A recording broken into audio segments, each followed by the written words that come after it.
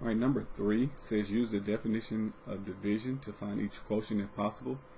If a quotient is not defined, explain why. Okay, so definition of division says if we have A divided by B, it equals some number C, if it exists, if this is a whole number, which also gives us this, that A equals B times C. So we can rewrite it as multiplication and set it equal to A and work backwards either way and be able to figure it out. So A is already set up 36, a negative 36 divided by a negative 6.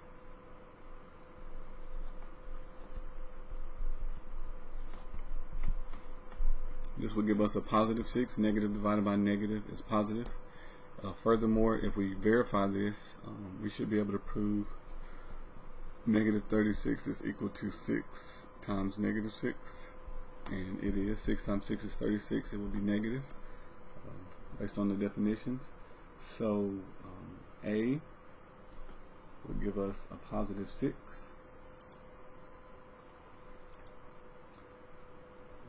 Following the same method with B, we would do negative 110 divided by 10,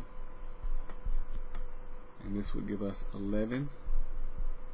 And this is an arrowhead. Furthermore, we could prove that by saying 110 is equal to 10 times negative 11.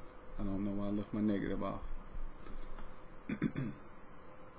So for B, we get negative 11.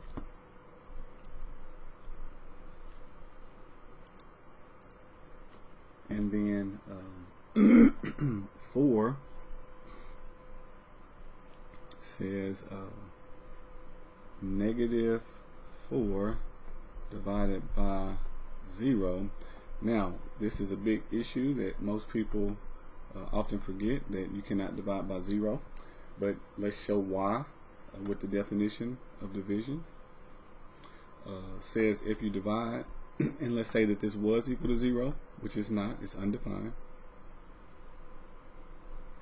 That would mean that if we could rewrite this as negative 4 equals this times this, 0 times 0.